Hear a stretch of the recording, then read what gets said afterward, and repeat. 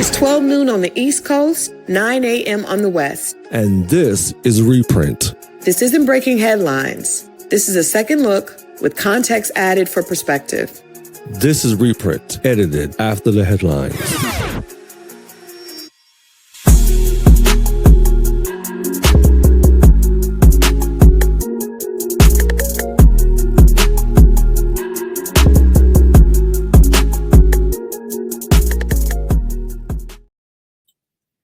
All right. Good morning to the West Coast. Good afternoon to the East Coast. This is the Reprint, and I am Crystal Jordan Jennings, and here with my co-host Victor Flavius on the West Coast. What's happening, Crystal? How you doing? I'm good. Yeah. Good morning. How was your weekend? It was eventful. A lot of work, pretty much. Just trying to, enjoy the weather. I went outside. I enjoyed a lot of sunlight. Went to the pool, chill a little bit. Just try to enjoy nature as much as I can. With everything going on, I unplugged on Friday, and like we talked about, and I spent time just recalibrating. Yeah. That's why. How about you? How was your weekend? Well, you always mention the sunshine because you're there on the West Coast. And Got to. Well, we actually had sunshine, but we had the weather that we were promised here in Atlanta a couple weeks ago, maybe last weekend. It actually showed up this weekend, and so I ended up snowed in on Saturday. I had a big day planned. There's a big event, Women of Impact, with Josie's Girls nonprofit. Huge event. So I went to go get my hair. I left to get my hair done around 7:30. Got there, and by the time I got ready to leave at 10 o'clock, there was snow and ice everywhere. Coming back from my hairdresser, I was supposed to leave there and go to this event. The event was canceled. It was a lot. And so I ended up sliding into a ditch. So had to come and get me out. And so I feel like I slid into a ditch because I live in rural Georgia. So it was ice and snow everywhere. Most importantly, the ice. Snow is okay. It's the ice. And so I ended up at 12 o'clock, I was done. I couldn't leave. I mean, our entire area was ice. So I felt like it was a self-imposed holiday. Shabbat. I had a chance to pretty much, right? Yes, enjoy the Sabbath with rest. And so I literally took that. Usually I would get upset. I mean, we actually, Lennox and Parker was planning to honor actress Melinda Williams here. Yes. And so she actually flew from LA to Atlanta for us to honor her. And I was stuck here. She was stuck in the hotel. But I think sometimes, you just have to, I'm learning to just unplug and, and realize it's a greater force than you. And so I just ended up watching Bridgerton this weekend. Oh, nice. That's I watched Wonder Man this weekend. That was pretty cool too. Okay. So Bridgerton, how was that? What was that like? Well, you know what I would say, I am, I love romance. I've always loved romance. And I think honestly, with all the things happening in the news, just a lot of toxic things and stress inducing information. It felt good just to take a break and just Bridgerton is fantasy. And I think it just it appeals to that inner child in most people that really want to believe that there's this amazing love out there. It's fantasy. It's good fantasy, but it's based in, I think all of us have the desire to be loved and to find our person. And, right.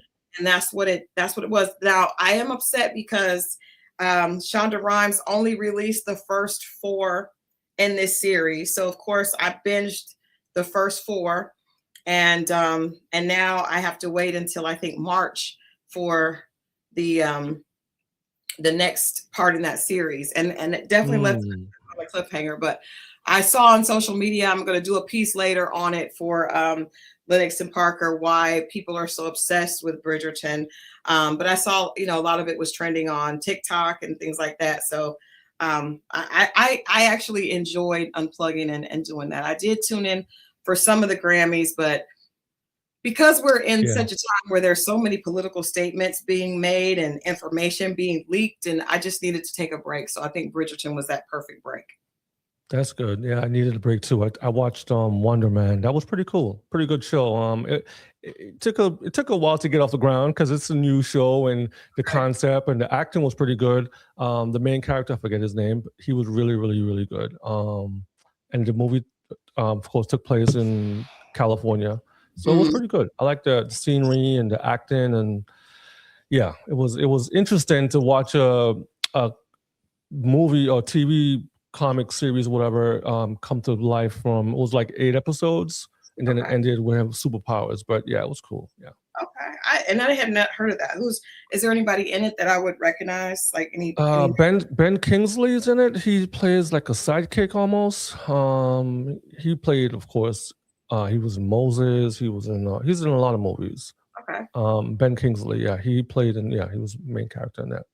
But it had 8 episodes. It's on Disney Plus, Marvel Universe, Okay. And I think Wonder Man is like he has these superpowers. The guy was black actor. Okay.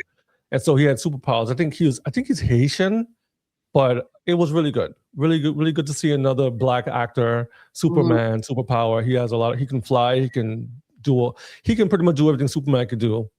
He's Wonder Man. Yeah, he's powerful. Yeah. Okay, I like it. Hey, I will have to check it out. I will definitely check it out. Yeah. I have to check out Bridgerton too. I'm gonna watch that. I haven't seen any Bridgertons at all. So I haven't seen any Bridgerton.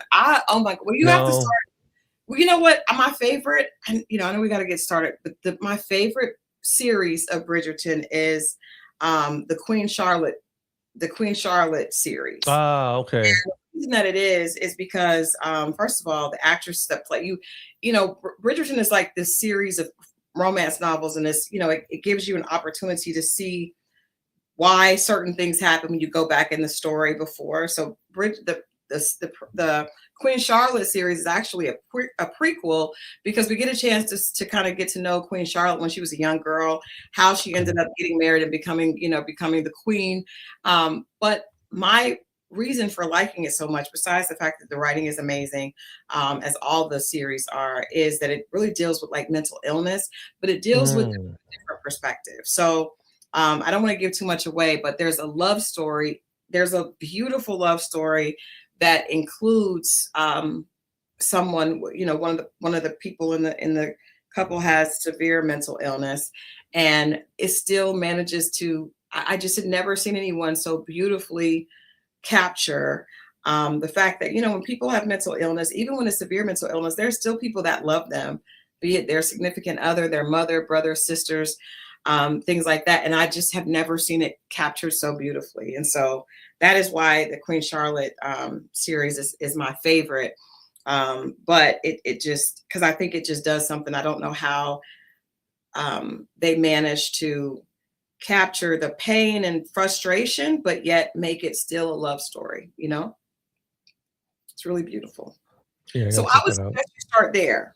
I would suggest you start with the Queen Charlotte. It's a little shorter, and that introduces you to Queen Charlotte. You'll understand who she is, because this whole thing kind of always revolves around her approval between Queen Charlotte and Lady Whistledown. That's like those are the two like voices that we hear from a lot, in the series. But yeah, you can't go wrong with any of them. But I think that's a good place to start. Okay, I'll check that out. I'll definitely look at that. Trying to see how to get onto your Instagram here. Sorry. Yeah, no, I don't know if we're trying, guys. This is our third week. Is this our third? Yeah, Our third week with the reprint, and so we are trying to make sure that we are simultaneously. And I don't know if we're doing it. I don't know if we're doing it or not, but we are here. It is the second day of Black History Month 2026, and man, we kicked it off with the Grammys was last night. And I know a lot of people this morning on social media, that's all I saw was, pictures and clips. And I admit, I don't really like to, at this point, I may have a little bit of ADHD. because I don't like to sit and watch the entire show. I like come in and out, and now I know that I'm going to be able to see the clips, on social. But there were some great points to last night's show. Of course, it kicked off with Bruno Mars, and I think that's beautiful. We know that Bruno Mars is touring. He released a single I think last month. He had a new single that came out. And, Bruno Mars music, I love it because it's just so fun. It's funky, but it makes you want to dance. It reminds you of like how music should. I think it's like the essence of what music should be. It should be fun. Yeah. It should make you want to dance. It should make you want to just, throw your cares away. Like, let's don't think about ice. Let's dance on the dance floor. So it opened with Bruno Mars, and Trevor Noah was the host. And this was his 6th and final time hosting the Grammys. Did you get a chance to see him and hear his his comedic wit? Yes, I saw some of that. He walked around and he talked to what was it, the Clips and Pharrell. He talked about too much fashion in this area, too much going on over here. He walked around the audience. He talked to Jelly Roll, and it was cool. Then he walked over and talked to Billie Eilish, and which he was at the King Center last month getting an award at the King Center. So she's well deserving of that. And then he mentioned, of course, Nicki Minaj as not being in the building. And the whole audience erupted. They're like, what? Yeah, they were like just clapping. And he says, she's still at the White House. What did he say? He said that she and Trump are measuring butt sizes. I don't know. It was a funny like. Yeah, Nicki Minaj. Yeah. I saw that he one of the things that he said was back in 1999 the president had a sex scandal. I think that was Bill Clinton with the Monica Lewinsky scandal. Yeah, so back in 1999 the president had a sex scandal. People thought computers were about to destroy the world, and Diddy was arrested. Boy, how times have changed. Of course, that was tongue in cheek. They have not changed enough, but isn't it interesting that I coincidentally I saw a piece on Monica Lewinsky, and she, this is the first time, and I can acknowledge this because when that came out in 1999, I was young. I was in college, and I remember high school or college. I remember thinking like this whole idea of president having an affair and it coming out. It was just it put the country. It was definitely just different, and it felt weird for us to be involved, but there was also such a disgrace to the female involved, right? Because Bill Clinton was very likable. Probably part of his problem is he was so likable, very charming, and he had several. Not only was Monica Lewinsky, but there were several allegations that he had affairs during his time in the White House and even leading up to that. But it was interesting to me now because I understand how the media works and how what it looks like to be what the I guess the consequences of being in a patriarchal society is, because I remember people made her out to be this villain, and she was 24 years old, an intern, college intern there at the White House. And I remember just the way people were making fun of her. People comments, how could he cheat on his wife with someone that looks like her? I mean, she had a really hard time. And I don't think people gave her much grace. And I think it's because of that was a very different time. That was before the Me Too movement, and people really would villainize, women that would come out and tell their story. And so I saw that she was speaking, and she like a documentary on her. I'm not sure where it's placed, but I happened to see it, and I happened to look at her with through a different lens. At that point she was a little old. She was older than I was, and I just felt like, oh, she shouldn't have done that. But now when I look at it, I'm like, first of all, she was 24. She was an intern. She's working for the president, and the president hits on you. And, at no point, I'm not saying that, she was a young woman, but we didn't talk about how his power, was able to convince her to be in an illicit affair. But just the fact that people demonize this girl, and I probably was one of them because I was young and I didn't know that. I didn't realize how wrong it was, and how it was wrong because he was able to go on. People still feel like he's one of the most liked presidents, of Yeah. the United States. And her life was shattered. People didn't want to hire her. She was looked at as a troublemaker. She was the butt of jokes. And I just wish that today's time period, I'm glad that she's getting, she's able to speak out, but, it's just unfair that she was treated like that and made to be the villain. And Bill Clinton was able to move past it and still, retain a sense of integrity and I don't think lost much, of his, status and like yeah. actor, I just think people don't think about that. Like now women are actually praised, for coming out, and look at all these women. Look how we're treating Cassie, and she came out and we're saying how great she was, but no one said that about Monica. All we did was tear her down and make fun of her. I think it's times, right? It's the time that we lived in. So I would say when Monica Lewinsky gate happened back then, whatever you call it, scandal, it wasn't accepted in America for the presidency or the position of the president, the White House, to be in scandals, to be looked at a certain way. Bill Clinton was praised by both parties, both sides. He was charismatic. And so people didn't expect that. And at the time, the White House was such a high place to be in the position in the United States that it just wasn't the case. But then we see, fast forward a little bit later on, when George Bush became president, what happened at Katrina. So I said that Bill Clinton killed the morality of America, the moral views. It started to decline then. And George W. Bush, when Katrina happened, he didn't come and rescue and save and help the African-American community. That showed the world how America was as far as like just not helping its own. That's when the world saw, hey, wait a minute. These people have a bad hurricane happen, and the president came and he left and he's not helping. What's going on? So we saw the moral decay of America happen at that point. Then we see TV shows like what's the one with Kerry Washington? Scandal made America see a different lens of the presidency and what goes on behind the scenes. It showed Scandal and the other one with Kevin Spacey. What's the one he did? I love that one. It was on Netflix, and he actually lost that because of all the the issues. But I'm saying that what's it called? I cannot think of the name of it. But yeah. Those two.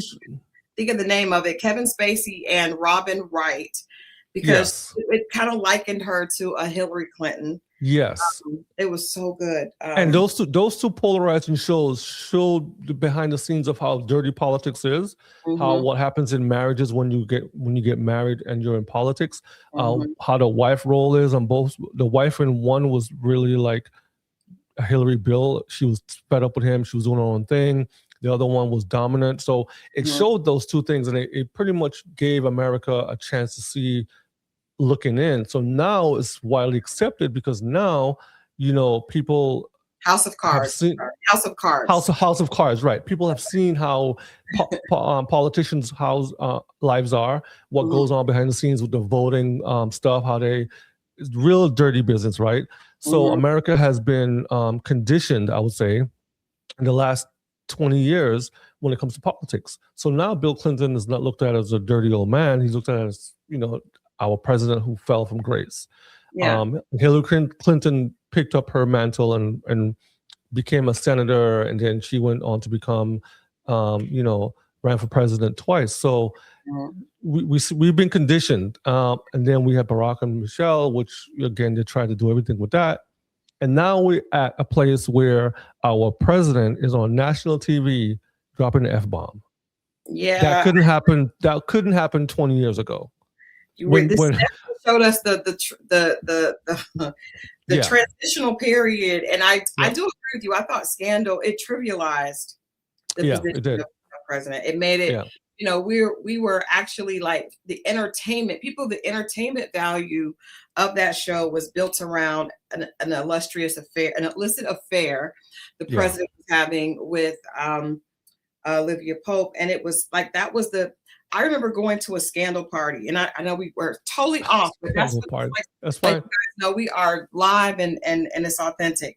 I went to a Scandal party, and there were women rooting for the mistress and saying, well, the wife is not, she doesn't understand him, and she's not going to help him be able to stay in position and power. And I'm like, what? Like that? This Yep. literally switched things around. In House of Cards, Kevin Spacey and Robin White played this Crazy. power-hungry couple, and people were rooting for them more so in the power than anything else. It was by any means necessary, So I agree. And now we have a president flipping people off and dropping the F-bomb and all kinds of things. But I want to tie us back to the Grammys real quick, right? So just tie that in with what we're talking about in the context of the time we're living in, right? I remember, was it 20 years ago, Janet Jackson, her nipple exposed at the Super Bowl situation, and America lost it. Mm-hmm. She lost a lot of stuff. The FCC, the charged the networks. It was just Justin Timberlake's, his career took off, and it was bad. Now we go to the Grammys, and Chappell Roan is on the red carpet with both of her breasts out. Yeah. And nobody says a thing about it in terms of like, oh, this is appalling. And FCC doesn't ban anybody. It's actually filmed and it's actually shown on CBS. Mm-hmm. Paramount. I think they did blur out. People said that she brought kink to the carpet. It was. Yeah, I thought it was in very poor taste, but I did see that she actually made best dress on several lists. I saw that. Of course, she would be. I mean, it's a male-dominated.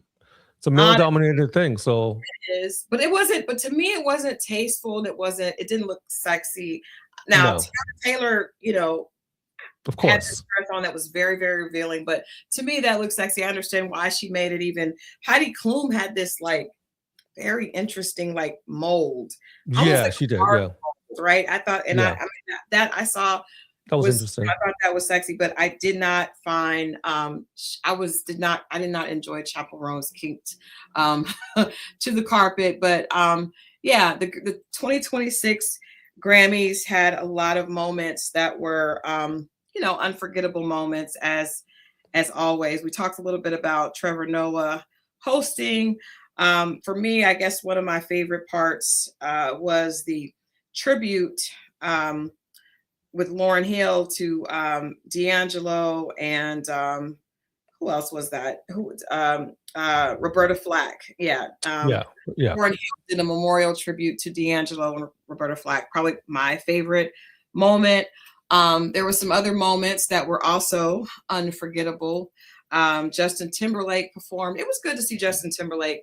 It was good to see him because I think a lot of people just quite honestly have been worried about Justin. He has had some kind of erratic sightings. And then I think when this whole Diddy thing came out, a lot of people felt like he might have been involved and were concerned. So just seeing him there and performing, I think was good. And it was also to just remember that he is an amazingly talented artist, even though that's not really what usual gossip is about him. He is extremely talented. I was also happy to see Chris Brown attended the Grammys. He attended with his son. I think that was a very smart PR move on his part to make his daughter. Is it his son? He has two daughters and a son, and he brought his son with him. His son looks exactly like a young Chris Brown. There was also a really touching appearance by Regina King. She came out during Tyler, the Creator's set. And I believe that her son, we all know her son passed away a few years ago. I believe her son was a big fan of Tyler the Creator. And I was almost in tears seeing that, because I seeing her do her first interview last year about, moving on in her life, after losing her son. So I hope that was a beautiful moment for her. Yeah, she needed that moment. I guess we all did, but she needed it. When her son passed, and that's a tough place to be, just to raise a child to be in the 20s, even 30s, and then they take their life. And yeah, it's unfortunate for a parent. There was another moment, unforgettable moment with the Grammys. Kendrick Lamar is now the most nominated hip hop artist. He actually, yes, he is, swept up. Now, did you see Cher make the blunder? Cher goes up for, I guess it was Best Rap Album, because he won Best Rap Album, Best Rap Song, and she goes up to give the award, and she's looking at the teleprompter, and she says, "Oh, they were supposed to have it on the teleprompter." Now, she looked great. That's all anybody can say is Cher looked great. We know Cher, of course, Cher, of course, and she looked great. She's got this blonde, I feel like it was a lace front in, and she looks great. And then she says, well, they don't show her the winner on the teleprompter. And then she's like, oh, and then she realizes it's in the envelope. And she says, Luther Vandross, because the song was Luther by Kendrick and SZA. Yeah. And everybody just, it's Cher. So we know that she has, I don't know if they're blonde moments. I guess we'll just call them Cher moments. It was she's, Cher, she can do what she wants, but it was definitely a funny moment. She's like, Luther Vandross. It was like, yeah, I saw that. It was funny. But you would think Cher, who's been coming to the Grammys or been in music for the last 80 years, would know teleprompter and, envelope. Maybe she didn't. I don't know. I think Cher is just like, is she there? She's just Cher, so she probably is not paying attention. I don't know if she came with her, because she has a husband that's like 36. She's got a young, I don't know if they're married, but they're definitely together. Very, very young escort or young significant other. But she looked amazing. She definitely looked amazing, and it's good to see us still celebrating, our legends like that. Best New Artist, Olivia Dean. Yeah, she's really good. Yeah, she performed. It was a lot. It was a lot. Anything? What stood out for you? What are your memorable moments from the clips? Trevor Noah, this is his sixth time. What do you call it? His sixth time hosting. Can't get my words today. His sixth time hosting, and his last time. I think to be a host live on TV on the spot with that much celebrity as them in the room. Mm-hmm. Wow, that was great. So he did a real good job for his last one. He's very, very eloquent, charismatic, and that was good. Bad Bunny gave his speech, and I thought that was spot on, especially the fact that he's going to be in the Super Bowl next week. Mm-hmm. And he gave like a little taste of, he's a good person. Yeah. And from what I'm hearing about him and what has transpired with him protesting in Puerto Rico and just being consistently talking about love and showing that love is how we fight and mm-hmm. not, hate. By guns and hate. Yeah.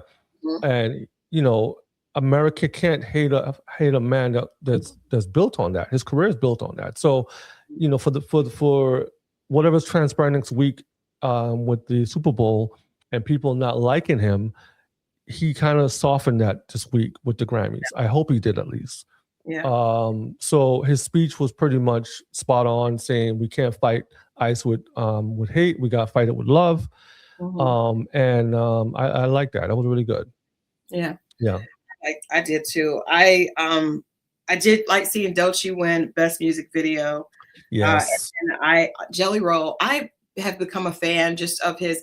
Obviously, he had that breakaway single that was huge that everybody loved because it was just his voice was so powerful. But his testimony is beautiful. And coming from being a drug addict to being a number one artist and, speaking very, very candidly about his relationship with Jesus Christ and giving God the glory. Beautiful to see that, and to see him continue to do that has been, I've become a fan. of his. I must say, Jelly Roll spoke more Jesus than a pastor would on that platform. Mhm. I mean, Kirk Franklin, Jelly Roll was like solid with it. Like, thank my Savior, Lord Jesus, like he was 100% in. Yeah. Yep. And I haven't seen too many Christian artists do the same. And that's embarrassing, but that just shows to show you can't judge a book by its cover.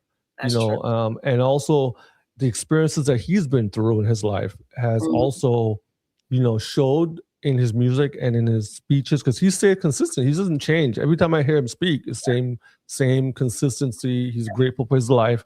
He was locked up in prison. He's giving back. So you can't, somebody like him deserves where he's at to be right now. I agree. So that was good too. Yeah, that was a good spot. I agree. I think overall it was great. I think the Grammys are something that music, obviously artists look forward to as that pinnacle, of their career. So it's always a great night. Speaking of artists, though, we had a little issue. I wrote an article. Oh my goodness. Yeah, it's kind of gone viral here on the site. So the article was why I'm done with Kanye West, and we kind of talked a little bit about this last week, which is why I wrote the article, and it went up over the weekend because I just, we are a media platform.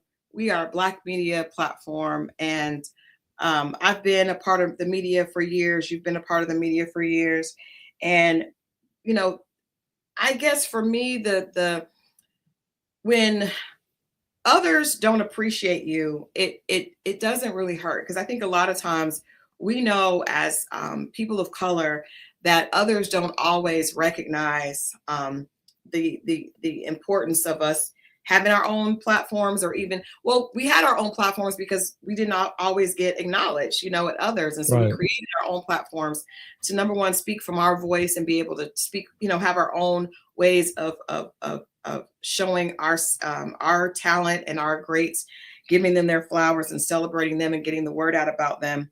But when others don't appreciate it, it's one thing, but when our own don't appreciate it, I feel like it hurts a little bit differently. And it also works against us in trying to show others that, we deserve to, get the advertising dollars or, be in position for certain things. So if mainstream does not recognize, Black platforms, but then Black artists also don't recognize Black platforms, that's a problem. And what is a bigger problem, in my opinion, is that most artists of color start out their careers before they get to be on the big mainstream stage. They start and they are built from the support of Black media. And so this article was written, I used Kanye because he did something I thought was very egregious. He took out a column in the Wall Street Journal and to apologize to the Black and the Jewish community.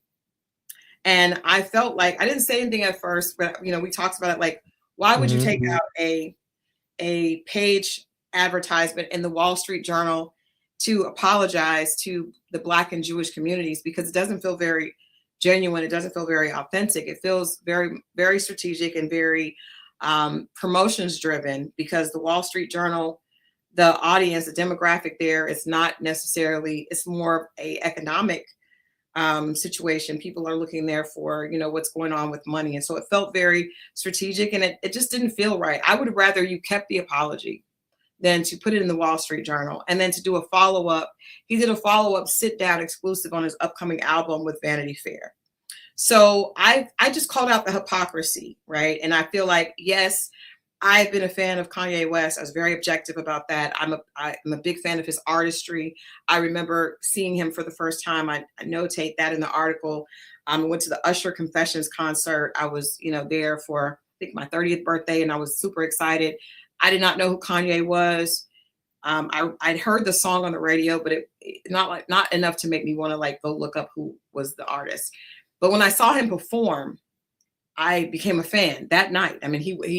Usher had all this amazing stuff, but Kanye opened. And so actually Sierra opened, and Sierra was like a main early opener. Kanye West was the main opener.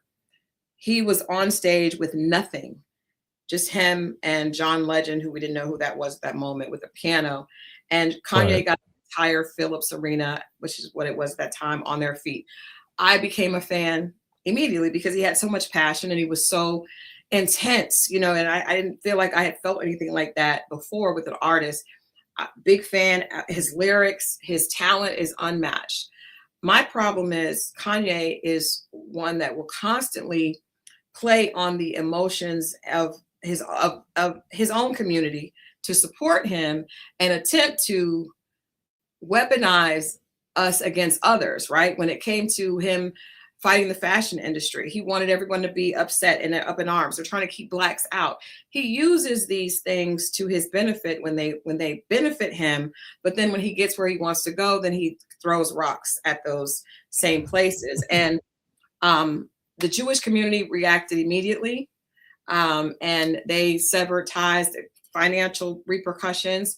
I feel like the Black community is a place where there's a lot of grace and there's a lot of forgiveness and there's a lot of love, which is great. But it also hurts us because when those artists that are part of our community, when they don't show respect or reverence, it hurts us business-wise. So if you're going to use us, then I can say it's hypocritical of you to try to play on my emotions to get me to go buy your album. You don't respect Black media. You don't respect the Black community. You have made comments, slavery was a choice, and all these different things to create conversation and to play on, use your own history and pain of our community to benefit you. And when you attempt to make an apology for that, it's disingenuous. So I just felt like this, and as a media platform, I feel like we needed to speak up. And so that's what we did. That was a great article that you wrote, a great piece you wrote for the magazine, for the site. And my take on Kanye West, I like his music. I'm not gonna lie. He's one of the artists. He's one of the only artists that I listen to or have listened to that I felt progression. Mm-hmm. And when I say progression, I don't mean forward or back. I mean just in terms of direction of music. He's always in tune with whatever's going on around him, and it changes all the time. So you don't get the same exact sound. You don't get the same exact music every single time. And people tend to don't like that, but he does move the ball forward in the culture. I guess where you were coming from and what I felt the article did was say, hey, you know, not you've been here for a minute and you haven't given back to the community. You haven't reached back. You haven't not so much give back, but the place where you came from that supported you, you have not supported in the way how we should be supported. Other white bands, brands, companies, artists, they still go to Rolling Stones. They still go to all the big publications, Vanity Fair and TMZ, and all the big platforms get those artists, and then we get nothing. One of our big platforms, I guess we could say Joe Budden podcast is a big platform. Complex might be one, but that's not really Black. But for the most part, I feel like Essence, or I mean, if he really wanted to have a conversation, the ad in Wall Street Journal was at the most $277,000 to Kanye. Yeah, exactly. Right? That's nothing. Yeah. If you had spent that money with several Black publications, right? Across the board, yeah. Across the board, I think that would have been a bigger, and I'm not saying if you want to put it in the Wall Street Journal in addition to, that's fine, right? Because we know you want shareholders and all that. I'm not opposed to that, but I'm saying just the initial offering to say, if I'm trying to connect with the Black community, I'm going to speak to the Black community, and there are numerous Black platforms, media platforms that they could have spent that equal amount. $277,000 is not a lot of money to him, and for a media buy, it's a page. If it had been in Glamour or something, it would have been much more. But I feel like he could have made an effort to make it a genuine apology that actually would reach that base. The problem, and then I also said, just to, and it was an op-ed, right? So it wasn't, it's not Bible, but it's an op-ed. But I just feel like a lot of the moves that he has made have proven to be very anti-Black, right? So making a song, Kanye's workout plan, you're making fun of the fact that when a man gets on, he's going to leave the woman for a non-Black woman, right? And then his behavior, definitely, Kanye's made it clear that his preference is definitely non-Black women. I just feel like it's not, so all of these things, when you do these little things and then saying that slavery was a choice, wearing white supremacist paraphernalia, you're just playing with, the culture. And I feel like he's playing with the culture, and he has for a while. And I just felt needed to speak on it. Yeah, I, again, your voice is very noted and loud when it comes to that, because I think it's very much so, because he didn't go to the Black community at first. He went to the Jewish community at first to apologize. He sat with a rabbi and he apologized and said whatever. But to us, we get the bottom portion of an ad that and not even a whole part, just a paragraph, saying that, we've always supported him. Yeah, we know we all support you, but you didn't come to the community. You didn't make the rounds and sat down and talked to us to see how it affected us, because we're the ones still dealing with the brunt of whenever you say slavery was a choice and all this other stuff. You put our whole community at risk when it comes to that. And so, here you are, a billionaire, and you don't reach back and spend any type of resources with the community that put you on, that still supports you to today. So I agree with your op-ed. I think that, enough is enough. We have to know when to draw the line in the sand. Yeah, he's Kanye West. Yeah, his music is great, but wrong is wrong and right is right. And if you're going to spend money anywhere and you go drop it in Wall Street Journal and then come to find out a week later, you just got to deal with Gamma. Gamma just signed you and is going to put your music out. So now this all was aligned, and you called it, Crystal, last week when you said that. This is all in a line for the people that he's spending money with, that need to show that, okay, you made your apologies, you made your rounds. Now you sat with Vanity Fair. You have sat down with any Black publication or media company at all to even say anything, but we must forgive you and we must move on. And then you drop the album. What, we were supposed to go buy the album as an apology? I mean, what's coming on? What's going on? And we will. And because that's one thing about our community. We are long suffering to a fault. But I just feel like as a media company, we have to say, you cannot, and it's the principle. I see a lot of people, a lot of his fans were commenting, well, Kanye can sell out. He doesn't need you. He's made that clear that he doesn't need the Black community, because he actually spoke out against the Black community. So we're aware of that. What I'm saying is the principle.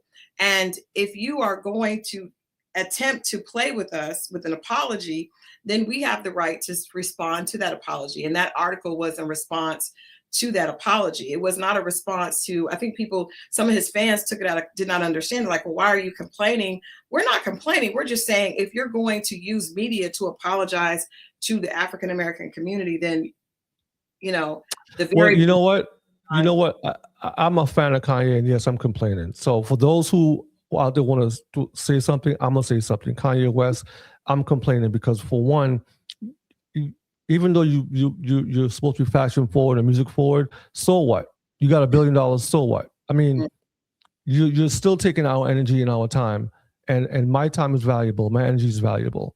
I might not have the money you have, but you're still taking people's time and energy, and that's what celebrities of that power feed off of people's energy. Mm-hmm. Our currency is our time and our energy. That's what real currency is: time and energy.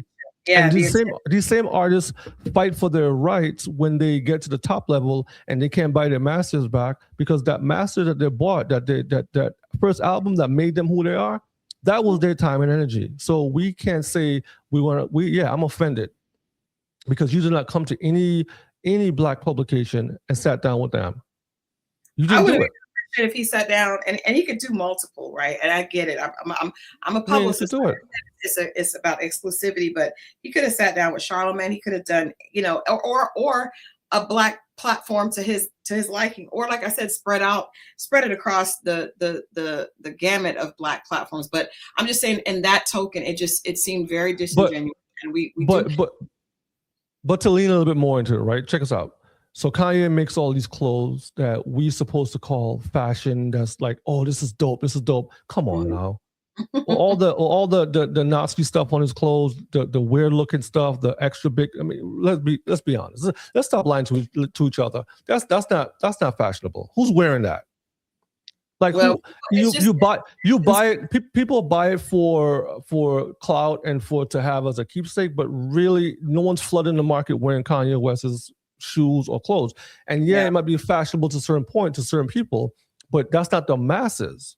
You know what I'm saying? And I think sometimes what happens is a disconnect happens where people feel they're so bigger than the world, and I'm me, I'm him, I can just do whatever, and people will take it. And yes, that happens because people are followers and they're not leaders. And so Kanye West is taking advantage of that. So he doesn't have to come back to the Black community. He can say, you know what? I've made it. I'm here. And if you love me or not, that's up to you. I don't really care. And that's right. Because guess what? We are not the ones that we make the culture. We spend the money, but we don't get the same respect back. Right. And that's what I'm saying. And if we don't speak out, then we never will. Right. So I just feel like it's about, just like he spoke out when he was upset because the fashion industry would not allow him to entrance. And like they were holding him back because of his race. And he wanted, Black people to get behind him and support and understand it. Then he got to a certain amount of money and he realized, I don't need them. Well, that's fine. But we also have a right to speak out. And that's what I feel like we have a duty and commitment if we're going to be a authentic site to actually speak out against things that are wrong towards our community. Moving on in that same vein, the things that are ridiculous and affecting the entire community. More of these Epstein files were released. The Department of Justice published 3.5 million pages of Epstein files. And of course, these were all tied to late financier Jeffrey Epstein, and includes several well-known public figures. Among the people whose names appeared in the files are tech billionaire Elon Musk, Sir Richard Branson, former British Royal Prince Andrew, and former U.S. President Bill Clinton, and of course, Donald Trump. I also, for some reason, Jay-Z's name was in there. I'm not sure what that's about. It feels like pandering. Tammy, Russell Wilson's name was mentioned, but Russell Wilson immediately shut that down and explained immediately. And I love the way he did this. He immediately came out and explained that he had been approached to buy a private jet. And I guess that this jet belonged to Jeffrey Epstein. He refused. He didn't know who the jet belonged to, but he actually was not open to buy it. And he's never met Jeffrey Epstein. Later, he found out that's who owned the jet, but he cleared that up immediately. So shouts out to Russell Wilson for making sure that, clarity came to his name as opposed to staying silent and to get caught up with that. But there were a lot of names mentioned. Yeah. Pusha T.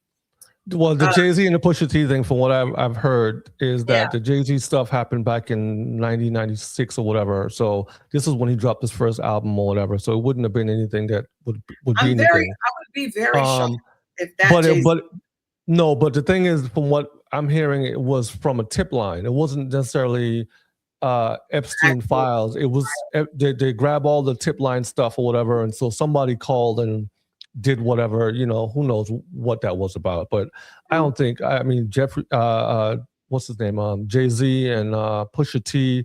Nah, I doubt that. I'm not. First of all, Victor, do you know, what? Where is all this? Where is this coming? I'm just confused. I don't know. And I'm sure I speak for probably a lot of people watching. I don't understand why little bits of these Epstein files keep getting released at various times. I feel like we're being spoiled. Either release the whole thing or leave us alone. We are confident that Donald Trump was somehow in there, but either release and the information or keep it. It just feels like this is going on. This has been 2 years. I don't think people are ready for what's coming out on it. And I mean, people hear things. But you have to remember too, America, a lot of the times Americans aren't ready for the real. Like we say we want it, we want it, we want it.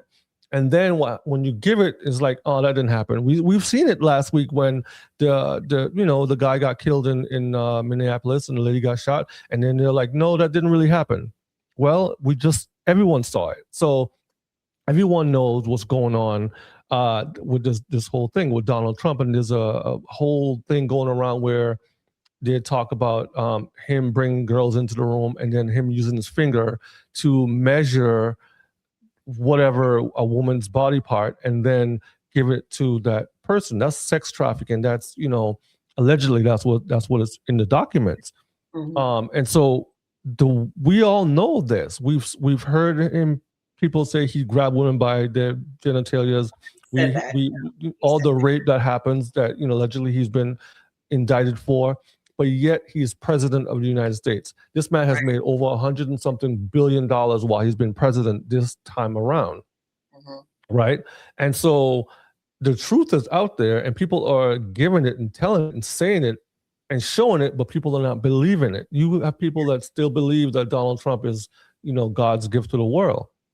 And then just like Mr. West, his wife drops a movie and expects people to flood and come to see it. Like, what do you think this time we're living in? And so I don't know. First of all, I don't know how they got 3 million pages of a document. First of all, what 3 million pages? And most of it's redacted. And then the FBI says, we're going to redact the names of the victims. But then they release it with all the names opened up. So the victims are like, wait a minute, what's going on? So it's really, really messy. And I think they're trying to hide something. I think they're trying to hide stuff, in these documents. But there's talk of murder. There's talk of this conspiracy. There's a lot of. I'm sure I speak for some of us. We're tired. We're tired. I mean, it's the beginning of the year. It is and we have enough going on with ICE. And we just either release the information and put these people on blast or keep it. But cherry picking and dropping little pieces, it just is enough to keep people distracted from the fact that the government is shut down right now. You know what I mean? They're the one that, that's what I do. They have us talking about this stupid Epstein files. Do we know that powerful men abuse their power through sexual? Yes. I'm sure that there are a lot of people that we all like. We would be hurt if we knew what they did behind the scenes. But the mystery and keeping it drawn out to hold, I feel like it's enough, and I feel like it's at this point it's abuse of the American people. Just the fact that Donald Trump is president. Just the fact that Donald Trump is president and he's been indicted for a lot of different things, it tells you where this country is. The people who put him in that position, in that place, and paying him money to still be there. Yeah. And he's on the American people. It drives me insane. But every day there's something coming out. But go ahead, you were saying. Oh well, I was actually. I'm sorry. We were. No, you're fine. To the people that were celebrities cited at his advisor's wedding. Now, I guess I'm kind of feeling like there's a lot of wagging the dog here, right? This is they were Sexy Red. First of all, well, I'm not I guess it's not even for me to be a huge fan, but rapper Sexy Red sparked major online buzz this weekend after performing at the wedding of President Donald Trump's advisor, Alex Brewitz, in a celebration blending music, politics, and high-profile guests. This is just, ways to connect from that administration, to connect names of influence with that administration, so that people feel like, oh, these people are on board with him. Nicki Minaj was there allegedly. Michael Blackson, Amber Rose, Kenneth Petty, who of course is Nicki Minaj's husband. Allegedly, Robin Thicke and 50 Cent were there, but I did see people saying that they didn't have any photos of them. And someone else said that 50 Cent actually was performing someplace else during that. Yeah. But it was a lot. I think this is being used again to divide. Like, it's distraction. I really don't care. At the end of the day, canceling people because of their affiliation, it may make some people feel good, but I think it takes away from the fact that, like I said, the government is shut down. We have other stuff going on. If Sexy Red wants to go, twerk at this person's thing, are you guys gonna stop buying the music? Because when we said that Kanye West was basically being inauthentic and hypocritical with the Black community, people responded and said, we still want to support Kanye. So we don't care if people treat us badly, but we do care, and we do want to tweet about it if Sexy Red goes to, and what is Sexy Red? She's obviously being paid because she has nothing in common with this Bruitt's character. It's just like when we saw Ice Spice hanging out with Taylor Swift and Blake Lively. Like, what is this about? Why do we care? I don't even think it's about why do we care. I think it's just a time that we got to draw lines in the sand. And it shows the hypocrisy of these people, because they're the same people that don't want to be around NIGAAs, right? And be honest, but they're the same people that listen to hip hop music and rap music, and their wives dance to it and party to it. I'm sure he doesn't care about it, but his wife is like, I want this here. We see the vice president who's married to a person of color, but he is with Trump. A lot of these people weaponize, use us, the commercial music, but they dance to it. They go to clubs and they party, and that's what's being played, and they're the ones that use and rap the words with all the slurs and stuff in it. They use it and they do it because guess what? They're empowered. They can do that. So when they have a party or a wedding, who are they going to invite? They're not going to invite what's the guy's name? Kid Rock. Kid Rock. They're not going to invite Kid Rock to the event. They're going to invite. But the wedding is not. I mean, what is Sexy Red? We're not wedding friendly. I know that, but what I'm trying to tell you is our music and our culture is still what drives. Yeah, exactly. They're so happy to be taking pictures with Nicki Minaj. Trust me, people love celebrities, and they are so happy to be with Nicki Minaj taking these pictures. All those white men line up and take.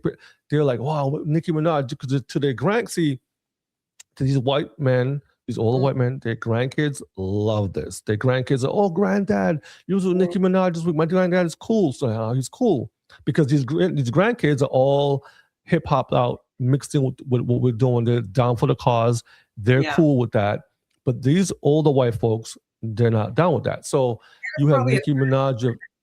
It's probably also a representation of Black culture as a whole, not just Black women, but just as a whole. Of course. Yeah, of course. So I'm saying this is the reality.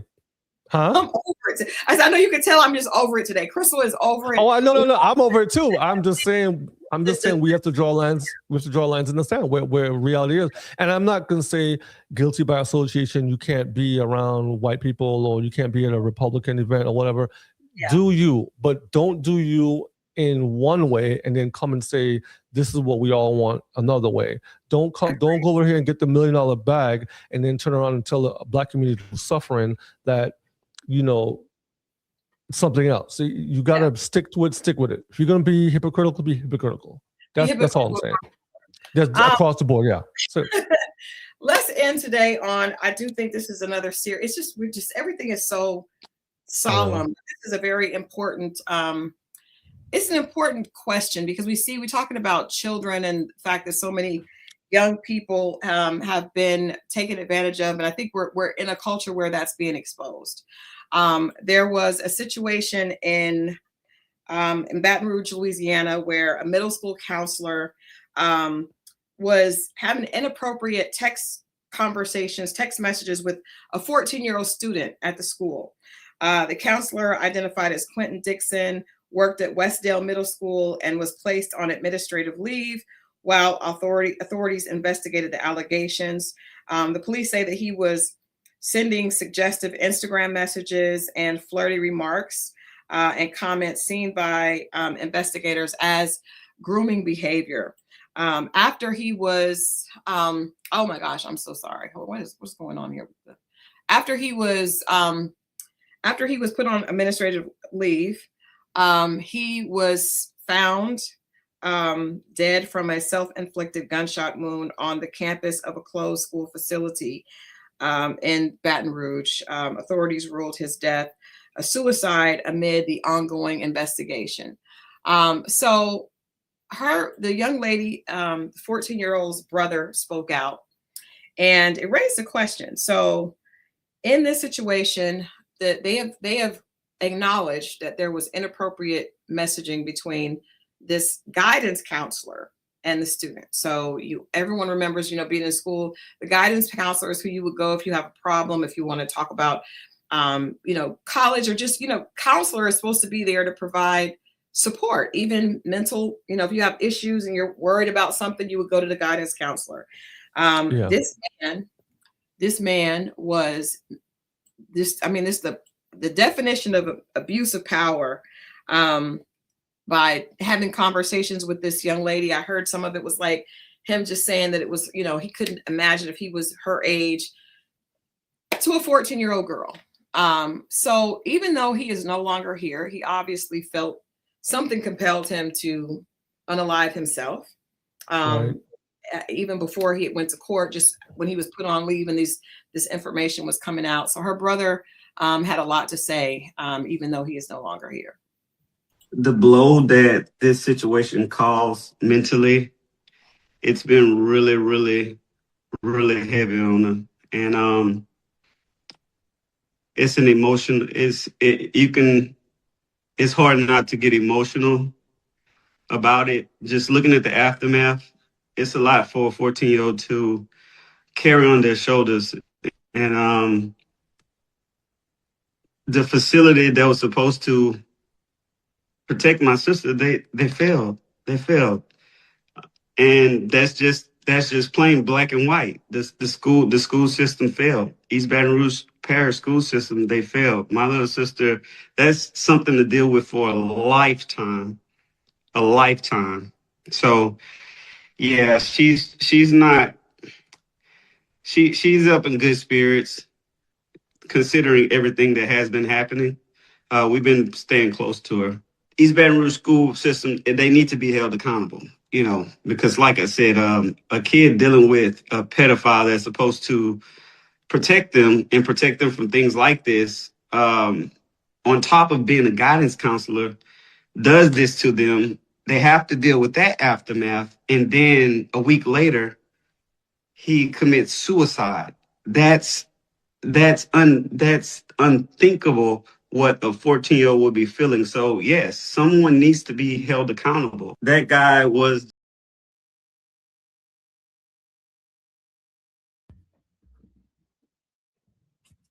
The question is, who should be held accountable? Is the school system liable? I definitely agree with him. That is unbelievable for that young woman to have to deal with. Not only young girl at 14, not only has she been, and we don't even know the extent. We don't know the extent of what that situation was. We know they found text messages, so there's evidence of that. But then for him to have gotten caught and then to him to unalive himself, she's probably going to feel some sense of responsibility for that, emotionally.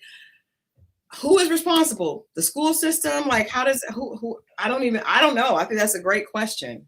Yeah, I think he hit it on the nail with that one. I think on the head with that one. I think the school system is somewhat responsible for that, especially if we find out that they heard about it from her, or if she told someone about it. Hopefully she did.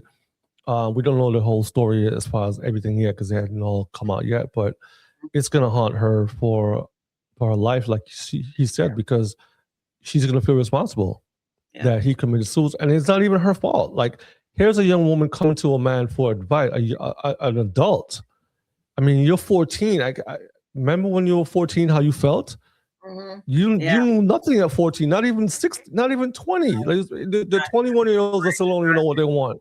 Your so brain 14 is and then 14, to have, and then what people don't talk about, and is that she probably was like, if a teacher, guidance counselor, takes interest in you, sometimes we don't know what her home life was like. We don't know if that to her felt like a compliment, if she was close to him and appreciated him. And so that she could have feelings for him, like as far as like not realizing how sick that is. I remember when I was that age, when adult men would prey on young, because that was very common. It's very common. We just don't talk about it. Still you is don't common, realize at 14 that's wrong. You That's think middle school. Special about me that's making him talk to me. There's something special about their kids. A child's sense of self is very easily manipulated by adults. So she probably felt flattered that this older, attractive man that she looked up to was taking special interest in her, complimenting her. And then for all of this to take place, you know, I think it raises questions like, are schools creating safe spaces? Are children ever, because really you go in the guidance counselor's office and close the door, that doesn't feel, but now I don't, at this point, if I had a child, I wouldn't want them to be in a closed door with anybody at this point. And probably should never have been, you know, but it just raises a good point. I know we can't go all into it today, but we will definitely watch the story. There are safeguards that need to happen. First of all, as a man, I wouldn't go into any room with a young person, a male or female, white or black. If I'm in a room with a younger person, I need the door open. I need somebody else to be in the room, because just to take the blame off of me, per se. Not saying I'm doing anything. I'm saying just the appearance of it. Yeah, appearance of it is what it's all about. And the school should have had systems in place. But you know what the problem too is?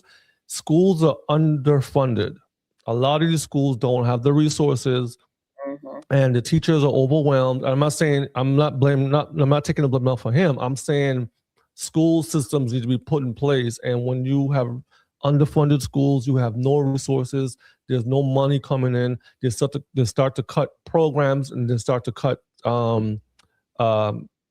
safeguards because of time and money and everything else. So a lot of these teachers have to find alternative ways to make up for that. And so maybe the school doesn't have the resources, but still, there still needs to be if you don't have the resources, guess what? Put it female to female, male to male. Don't mix the genders like that. And then you... Yeah.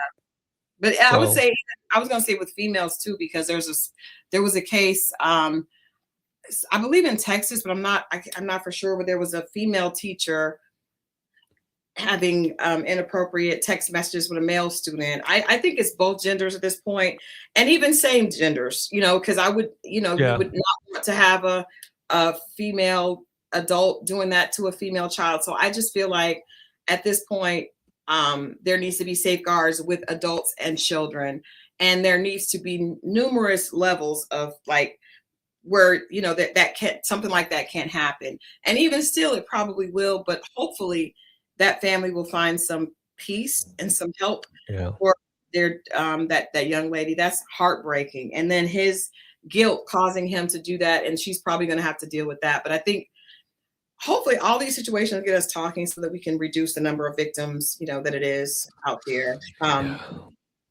Well, we got to get out of here today. Victor, can you give us anything positive to end today's broadcast with? This is Black History Month, everybody. Go out there, support any Black business. I don't care if it's your friend, your mom, your dad, your cousin, your neighborhood local store, online business. Support a Black business. This is the time where we could get out more and learn more about the different brands. There are multiple brands if you want to buy candles, books. I don't care what you want to buy. We don't just do music and entertainment. We do other things as well too. If you want to support a young person in school by donating money, books, whatever, support a Black person, support a Black business, support a Black creative. That's my good word for the day. I agree. I definitely agree. I think we should do that all the time. And you know, I'm going to take it a step further. Support us. We are a Black media company, and we are committed to really telling our stories and being a voice for our community. So please get to know us. Please visit lennoxandparker.com. Subscribe. and subscribe here for the reprint. We look forward to seeing you guys Monday, Wednesdays, and Fridays. Hopefully, once we build this up, we'll be able to do it on a daily basis and be a daily resource for news. So we look forward to seeing you guys 3 times a week and being able to share. We look forward to seeing your comments and commentary. If you want to speak on or have comments about any of the topics that we spoke on today, please leave them in the comments. We do love to read them, and we do respond to them as well. And then, like I said, please visit the website for more. Other than that, I think we are going to get out of here for today. We will be back on Wednesday, 9 a.m. sharp on the West Coast and 12 p.m. sharp here on the East Coast. We'll see you guys soon. Be safe. Peace out. Thank you all.